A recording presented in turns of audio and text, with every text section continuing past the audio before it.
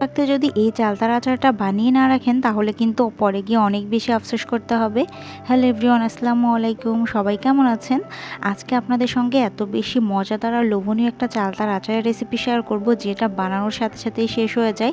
আমি যেদিন বানিয়েছি আমার বাসায় তার পরদিনই সবটা শেষ হয়ে গিয়েছে। আমার মনে হয়েছে আর একটু বেশি বানালেই ভালো হতো। তো চলুন দেখে নিই রেসিপিটা। প্রথমে আমি এখানে 3টা চালতা নিয়েছি, একটু বড় সাইজের নিয়েছি। চালতাগুলোকে এখন একটু কেটে নিব। আগে থেকে ভালো করে ধুয়ে নিয়েছি। চালতাগুলো ছুরির সাহায্যে ঠিক এভাবে কেটে নিতে হবে। প্রথমে আমি মাঝখান থেকে কেটে নিচ্ছি, এরপরে সবগুলো আমি একই সাইজের করে কেটে নিব।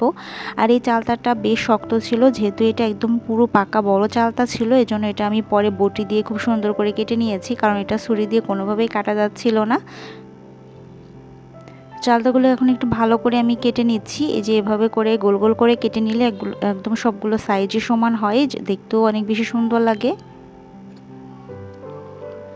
তো সবগুলো চালতা আমি এভাবে করে কেটে নিব, মাঝখান দিয়ে একদম লম্বাটে করে আর একটু পাতলা পাতলা করে কেটে নিয়েছি। তাহলে এগুলো দেখতেও যেমন ভালো হবে, খেতেও অনেক বেশি ভালো হয়, একটু সুবিধা হয়।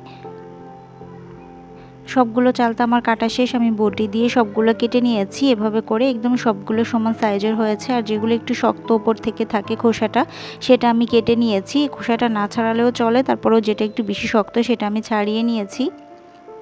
এখন চালতাগুলোকে একটু পানির মধ্যে কিছুক্ষণ ভিজিয়ে রেখে দিব। ভেজানো হয়ে গেলে ভালো করে পানিটা ঝরিয়ে নিচ্ছি। চালতাগুলো যেহেতু অনেক বেশি একটু কষ ভাব থাকে, তাই একটু ভিজিয়ে রাখলে এগুলো অনেক বেশি ভালো হয়। উপর থেকে কালো যে কষ ভাবটা ওইটা চলে যাবে। চালতাগুলোকে আমি সামান্য একটু সিদ্ধ করে নিব। তার জন্য চুলার মধ্যে একটু পানি দিয়েছি। চালতাটা দিয়ে জাস্ট একটু লবণ আর একটু হলুদ দিয়ে দিলাম। হলুদটা দিলে খুব সুন্দর কালার হবে, এই জন্য হলুদটা দেওয়া।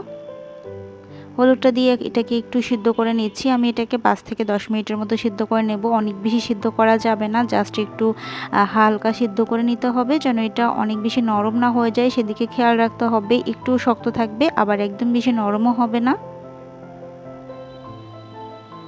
তো চালতাগুলোকে কিন্তু আমি যেভাবে সিদ্ধ করে নিয়েছি, সিদ্ধ করে পানিটা ঝরিয়ে নিব। ঠিক এরকমটা হবে, একদম বেশি নরম হয়ে যাবে না, দেখতে ঠিক এরকম হয়েছে। আর এটা কিন্তু কোনো পানি থাকা যাবে না, সেভাবে এটাকে পানিটা ঝরিয়ে নিতে হবে। এখন চুলার মধ্যে একটা প্যান বসিয়ে দিয়েছি, তারপরে কয়েকটা শুকনা মরিচ দিয়ে দিলাম আর একটু পাঁচফোড়ন দিয়েছি। এটাকে একটু ভালো করে ভেজে নিয়ে তুলে রেখে দিব। এটা আমি চালতার আচার একদম লাস্টে নামানোর আগেই ব্যবহার করব। তুলে নিয়েছি এটা। আর এখন এখানে একটু সরিষার তেল দিয়ে দিয়েছি। সরিষার তেলটা কিন্তু আমি বেশি পরিমাণে দেইনি, একটু কমই দিয়েছি, যেহেতু এখানে আমি টক ঝাল মিষ্টি আচার তৈরি করছি। এখন একটু রসুন বাটা দিয়েছি। রসুন বাটাটা দিয়ে ভালো করে একটু ভেজে নিচ্ছি। রসুন বাটা অবশ্যই ব্যবহার করতে হবে, তাহলে চালতার মধ্যে অনেক সুন্দর একটা ফ্লেভার অ্যাড হবে। রসুনটা ভেজে নেওয়ার পরে আমি চালতাগুলো দিয়ে দিচ্ছি, যেটা আমি পানি ঝরিয়ে রেখে দিয়েছিলাম। চালতাটা দিয়ে চালতাটাও আর একটু ভালো করে নাড়াচাড়া করে নিব।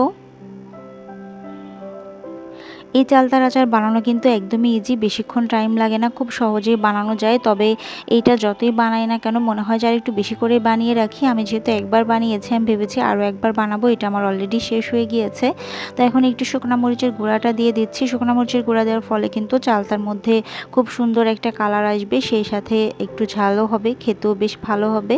আর একটু ভালো করে নেড়েচেড়ে এটাকে মিশিয়ে নিচ্ছি। এখন আমি এখানে একটু লবণ ব্যবহার করছি। আমি যেহেতু আগে থেকেই সিদ্ধর সময় একটু লবণ দিয়েছিলাম, তাই এখন লবণটা বুঝে দিতে হবে। চিনি দিয়ে দিচ্ছি। আমি 2 কাপ মতো চিনি দিয়েছি ফার্স্টে, এরপর আমি আরেকটু চিনিও অ্যাড করেছি। চিনির পরিমাণটা একটু বেশি দিলে এই চালতার কালারটা অনেক বেশি সুন্দর হবে। চিনিটা যত বেশি ক্যারামেল হবে, দেখতে বেশি সুন্দর লাগে, খেতেও অনেক বেশি মজার হয়। আর এটা একটু মিষ্টি মিষ্টি টাইপেরই চালতাটা হবে, আর যত বেশি চিনি দেওয়া হবে তত বেশি মজার হবে খেতে। চিনিটা দেওয়ার পরে আমি কিছুক্ষণ একটু ঢেকে রেখে দিচ্ছি, 10 মিনিটের মতো আমি হালকা আঁচে রেখেছিলাম এটা। তারপর চিনিটা কিন্তু একদম ক্যারামেল হয়ে গিয়েছে। ভালো করে এটাকে একটু নেড়েচেড়ে মিশিয়ে দিয়েছি, যেন নিচে থেকে লেগে না যায়, যেহেতু চিনিটা অনেক বেশি পরিমাণে দেওয়া হয়েছে। ভালো করে নেড়েচেড়ে আমি আরেকটু মিশিয়ে নিব, যতক্ষণ না পর্যন্ত চিনির সাথে চালতাগুলো একদম মিশে যাবে আর একটু ঘন হয়ে আসছে, ততক্ষণ আমি এটাকে নাড়াচাড়া করতে থাকবো। এখন আমি এই পর্যায়ে একটু দিয়ে দিচ্ছি সরিষা বাটা। সরিষা বাটাটা অবশ্যই কিন্তু ব্যবহার করতে হবে। সরিষা বাটা দেওয়ার ফলে চালতার টেস্ট অনেক বেশি ভালো হবে আর ফ্লেভারও খুব সুন্দর হয়। এখন ভালো করে নেড়ে-চেড়ে আমি সরিষাটা মিশিয়ে নিচ্ছি। এরপর আমি আরেকটু এটাকে জাল করে নিচ্ছি, যতক্ষণ না পর্যন্ত একটু ঘন হয়ে আসে। এখন এই পর্যায়ে ঠিক এরকম হয়েছে, অনেকটা ঘন হয়ে এসেছে। বারবার কিন্তু নাড়াচাড়া করতে হবে, তা না হলে নিচে থেকে এটা পুড়ে যেতে পারে। চালতাটা কিন্তু এত বেশি লোভনীয় হয়েছে দেখতে, আর খেতে অনেক বেশি মজার হয়েছিল। তো এখন যেহেতু অনেকটা ঘন হয়ে এসেছে, প্রায় হয়ে গিয়েছে, এই পর্যায়ে আমি ফোড়ন আর শুকনো মরিচটা একটু গুঁড়া করে দিয়ে দিয়েছি উপর থেকে, একদম বেশি গুঁড়া করিনি, আধা ভাঙ্গা করেছি, সেভাবে দিয়ে দিয়েছি। এখন আর একটু নেড়েচেড়ে খুব সুন্দর কালারের যতক্ষণ না হবে ততক্ষণ নেড়েচেড়ে নিয়ে এটাকে আমি নামিয়ে নিব। দেখতে এত বেশি লোভনীয় হয়েছে, কালারটা অনেক বেশি সুন্দর হয়েছে। বেশি চিনি দেওয়ার কারণে কিন্তু কালারটা এত সুন্দর হয়। এটার মধ্যে কিন্তু কোনো এক্সট্রা ফুড কালার ব্যবহার করা লাগে না। বাজারের কেনা যেই চালদা আচার থাকে ওইটাতে কিন্তু এক্সট্রা ফুড কালার অ্যাড করা থাকে, আর এভাবে করলে একদমই কিন্তু ফুড কালার অ্যাড করতে হয় না। দেখতে যেমন লোভনীয়, খেতেও অনেক বেশি মজার। আপনারা চাইলে এভাবে বাসায় ট্রাই করে দেখতে পারেন, আর অনেক বেশি মজার হয় এটা। নামানোর সাথে সাথেই শেষ হয়ে যায়। আমি তো গরম গরমই অনেকগুলো খেয়ে ফেলেছি। তো আজকের রেসিপি আপনাদের কাছে কেমন লাগলো অবশ্যই কমেন্টে জানাবেন, আর সবাই ভালো থাকবেন। আল্লাহ হাফেজ।